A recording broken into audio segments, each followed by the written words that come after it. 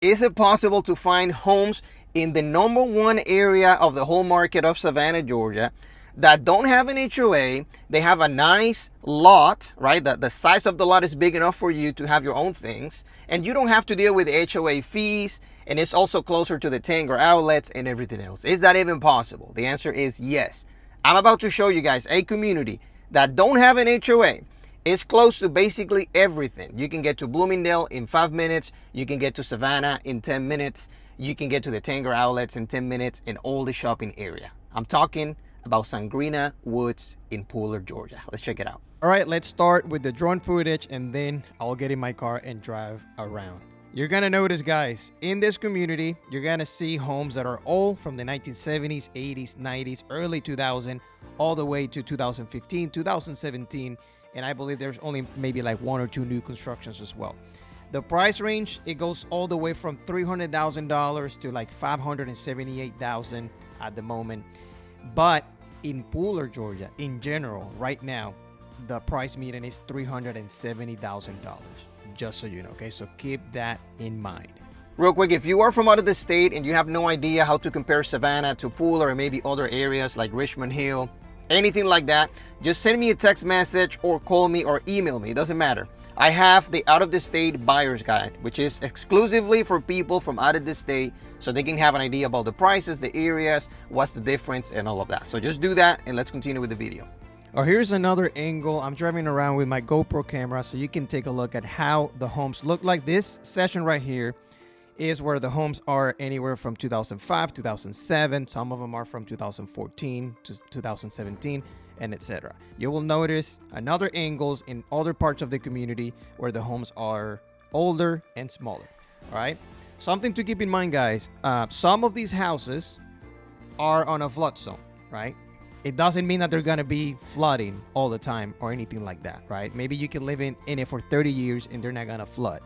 But you might have to pay flood insurance just in case, which might be $800 a year or so, okay? So that is something that is very important if you're going to move to the East Coast, which is Georgia. All right, that home that you're looking on the screen right now, that left one, that is a listing that I put it on the market, 1069 Woodland Drive, and we listed it for $415,000, just so you know. It's a 3-bedroom, 2 bathrooms, and it has 2,135 square feet. So if you're looking for the home in that area, just let me know because I can find it for you. Now, let's change the topic a little bit. What are the 2 negative things that most people say about Pooler? I can tell you because I work with a lot of people in Pooler, not only from out of the state, but also people who live in Pooler who are my past clients. So the number one thing is traffic, okay? The more people, the more traffic. Like I said, Pooler is the number one area in the whole county as of right now, okay? So that means that you're going to have traffic. We have the most things around, the Tanger outlets, the airport. You have Gulfstream down the street from the airport.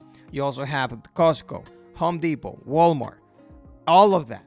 So a lot of people come to Pooler to shop, all right? So traffic is number one. And the number 2 thing is the school districts.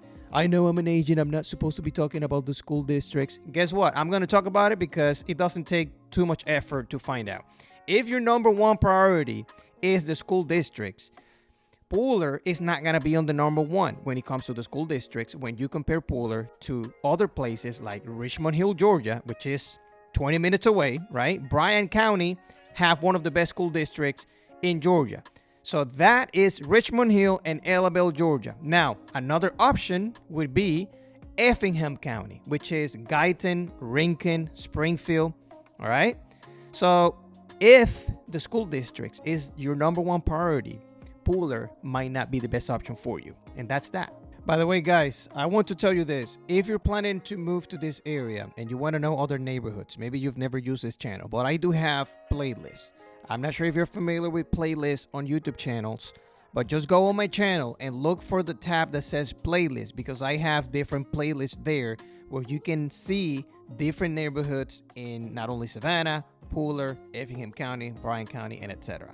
So do that. Click on playlist and check out all of the other neighborhood videos that I have just like this. So there you have it. Another thing that I wanted to bring to your attention, if you're not familiar with what's happening with the real estate industry in the United States, is this.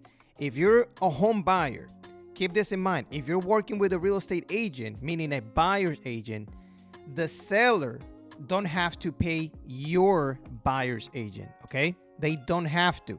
Now, can they do it? Yes, but they don't have to, all right? So if you're gonna be working with a buyer's agent and you're gonna want your own representation, you have to keep in mind that the rules have changed. And now you cannot be taking a look at homes without any agreement whatsoever. Now, are people gonna break the rules? Yes, you're gonna break the rules like they always do. But guess what? The Georgia law says that no agent is allowed to be showing a home unless they have an agreement with a buyer that says, hey, I'm going to show you this home, by the way. And just so you know, if the seller doesn't pay me, I'm going to have to ask you for some money, all right? Because I'm not going to be working for you, showing you homes, coordinating inspection, coordinating appraisal, making offers, doing paperwork for free. It ain't going to happen. Does that make sense? So that have changed. Now, this is the beginning of it. Things might change later as well, but keep that in mind. All right, there you have it. Call me, text me if you need anything. And in the meantime, I'll see you guys next time. Take care.